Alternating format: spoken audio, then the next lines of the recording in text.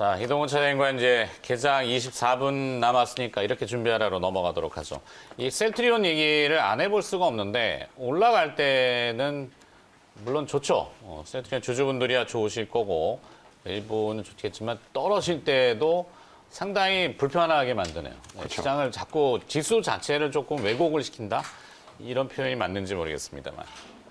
사실 이제 뭐 말씀해 주신 대로 사실 최근 시장, 뭐 지난주 한 중반 이후의 시장은 사실 지수와 그 시장과의 괴리가 상당히 심했어요. 사실 근데 이제 그 이러한 괴리를 만든 가장 큰 이제 그 원인이 네. 결국 셀트리온 그룹주에 있다고 저는 말씀드릴 수가 있겠고요. 네. 결국 뭐 이 종목들의 어떤 특히 이제 코스닥 쪽에서의 미치는 어떤 시총 비중이라든가 이런 부분들이 작용을 했고 또 어젠 거꾸로 또 이런 종목들이 또 급락을 하면서 또 시장이 또 지수가 많이 빠지는 이러한 흐름들이 연출됐습니다. 사실 좀 안타까운 일이기도 하고요. 한편으로는 사실 뭐 제가 이제 이전에도 그런 말씀을 드렸는데 사실 이런 종목들은 어떻게 보면 어느 순간에 사실 이게 그 분석이라든가 이런 거 영역이 아닌 거죠. 그러니까 시장이 이게 그냥 대응의 영역이 돼버린 거예요. 그러니까 수급의 영역이 돼버린 거고 사실 이게 뭐 지금 가격을 어떻게 뭐 설명을 한다? 이게 좀 안 되는 거죠. 사실 뭐 이제 수급적인 논리들 그리고 뭐 이제 여러 가지 뭐 또 이제 합병에 대한 논리들 뭐 이런 부분들이 아무래도 작용을 하면서 주가가 좀 이제 오버슈팅을 한 측면들이 분명히 있기 때문에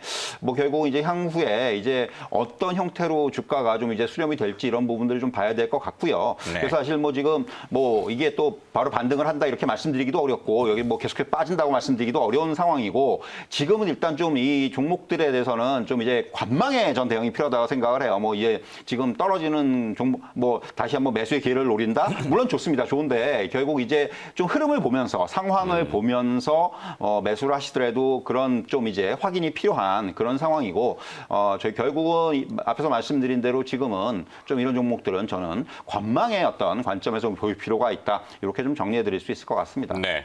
그러니까 지수 자체만 놓고 보면은 막 착시 현상들이 많이 나타날 수 있죠. 오르는데 내 기가 보유한 종목의 주가는 거꾸로 간다든지 그러면은 기업에 문제가 있거나 뭔가 다른 문제가 있거나 근데 그런 거 이제 휘둘리다 보면은 뇌동매매라는 걸 하게 그렇죠. 되잖아요. 그런 것들을 좀 구별해 내야 되는데 참 그래서 어렵죠. 주식 투자가 쉬우면은 뭐 직장인 다 없어지고 주식 투자 인구만 있겠죠. 그러니까 주식 투자가 그렇게 어렵습니다. 자, 이렇게 준비하라. 첫 번째는 그렇게 봤고, 두 번째는, 요 이슈도 괜찮은 것 같은데. 네, 볼까요? 사실 이제 뭐 지금 첫 번째 이슈를 그냥 좀 넘어갔는데 어떻게 보면 네. 전 첫 번째 넘어갔어요? 이슈를 넘어갔죠. 지금 사실 조금 알았어요. 화면이 나왔길래. 왜냐면은 이게 조금만 설명을 드리면은 사실 죄송합니다. 이제 이게 네, 저 내용을 얘기하시는 줄 알았어요. 예, 그러니까 지수가 죄송합니다. 쉬어갈 때는 이제 종목으로라는 저는 말씀을 좀 드리는 건데 결국은 그거예요. 지금 앵커께서 제가 해야 되는 말씀을 거의 다 해주셨는데 네네네. 사실은 이게 그래서 지금 그런 거죠. 그러니까 개인 투자들 중에서 이제는 더 이상 못 참겠다. 이제 종목들 버리고 난 이제 대형주 살란다 이러시는 분들이 있는데 물론 그것도 하나의 방법이에요. 하지만은 그렇다고 해서 지금 여기서 단순히 주가가 못 올랐다고 해서 지금 파는 거 앞에서도 이제 우리가 다뤘던 종목들 있지 않습니까? 마찬가지의 논리예요. 결국 지금 버텨야 되는 종목들이 많은 거죠. 지금 시장에서 제가 앞에서 말씀드렸지만은 지금은 시장에서 어느 정도 버텨야 되는 종목들이 좀 늘어나고 있습니다. 이게 회사의 내용이라든가 펀더멘트라든가 이런 건 바뀐 게 하나도 없는데 다만 어떤 시장의 어떤 트렌드, 패션 이런 것들에 좀 안 맞기 때문에 시장에서 좀 이제 소외되고 버려져 있는 종목들이 많다는 거예요. 많은 종목들이 지금 바닥을 형성을 하고 있고 오랫동안 횡보를 하고 있는 거죠. 그런데 앞에서 뭐 저희가 여러 종목에서 다뤘지만은 이런 종목들은 계기만 마련이 되면 언제든지 오를 수 있는 그런 여건들은 형성을 하고 있다는 거예요. 저는 사실 오히려 12월장에 조금 이제 12월 중순 이후에 외국인 투자자들이 조금 이제 아무래도 이제 부크로징하고 이제 휴가 가고 이러면은 수급에 있어서 약간의 공백이 나타날 수도 있다고 생각을 합니다. 어제 뭐 외국인들이 매도한 큰 폭의 매도가 나온 이유도 하나의 그런 부분들이 작용을 한 거죠. 일정 부분을 좀 정리를 하고 먹은 거 좀 이제 차익 실현도 하고 이런 어떤 그런 패턴이라고 생각을 하는데 그렇다면 이게 수급 공백이 나타났을 때 결국 시장을 받쳐줄 수 있는 건 개인이라고 생각을 하고요. 만약에 이제 개인들이 다시 시장의 중심에 서서히 등장을 하는 모습들이 이어진다면은 결국 이러한 그 종목들이 상대적으로 나은 이런 흐름들이 좀 나타나지 않겠는가라는 말씀을 드릴 수가 있겠고 네. 결국 저는 그래서 지금 지수 관련 대형주를 못 사신 분들 놓쳤다라고 생각하시는 분들은 뭐 거기에 너무 이제 집착하지 마시고 아직 종목들 중에서 지수는 지금 이제 2,700 왔는데 아직까지 종목은 1,500, 1,600에 있는 종목들이 정말 많습니다.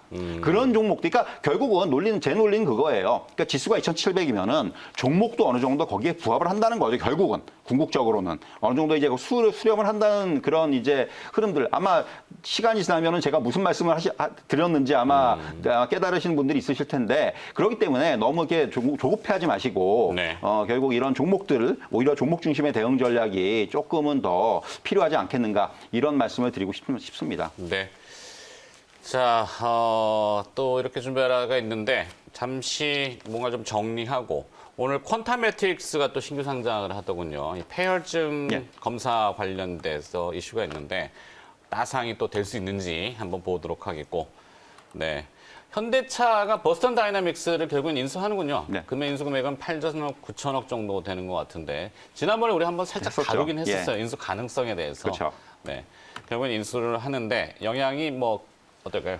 사실 이제 뭐 어느 정도 언론을 통해서도 많이 좀 알려진 얘기고 네. 그리고 지난번에도 제가 말씀드렸지만 결국 현대차가 단순히 뭐 미래차에서 아니고 이제 그야말로 뭐 이제 여러 가지 분야에 있어서 로봇을 이용한 여러 가지 이제 그러니까 모빌리티죠. 모빌리티의 네. 어떤 이런 그 새로운 모빌리티의 개념들을 좀 이제 정립을 하고 뭔가 그 앞서가기 위해서 이런 그 보스턴 다이내믹스를 인수하는 그런 이제 그 목적은 결국 거기에 있다고 말씀을 드릴 수가 있겠고, 뭐든 주가적인 측면에서 뭐 그렇게 이게 영향을 많이 줄 것 같지는 않아요. 앞으로 이제 결국은 중요한 것은 인수 후에 이제 뭐 어떤 이제 사업을 구체적으로 펼칠지 여부, 그리고 이제 뭐 이걸 통해서 시너지 효과가 어떻게 형성이 될지 여부 이런 것들을 좀 봐야 될 것 같고요. 사실 지금 뭐 이제 주가에 당장 영향을 주지는 않더라도 어쨌든 간에 지금 현대차의 방향성은 명확합니다. 뭐 수소차, 전기차, 또 뭐 자율주행차 더 나가서는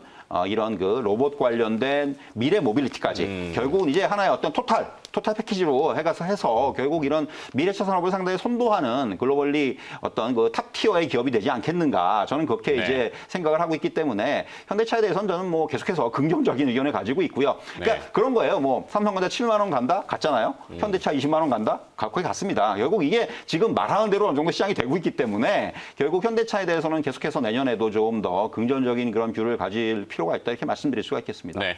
이 버스턴 다이내믹스는 사족 보행 로봇으로 유명한 회사고, 네.